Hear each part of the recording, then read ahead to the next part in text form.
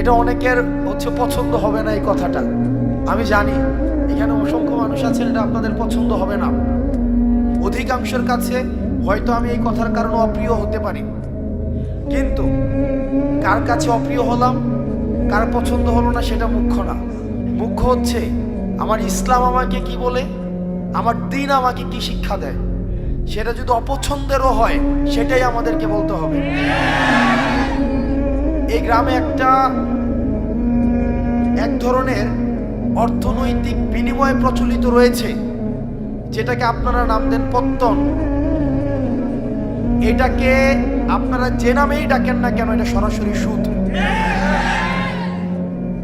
কিন্তু এটাই সত্য, এখানের সবাইও যদি অপছন্দ করেন এটাই সত্য। এবং সুদের বিরুদ্ধে আমাদের এটা সামাজিকভাবে এটাকে প্রতিরোধ করতে হবে।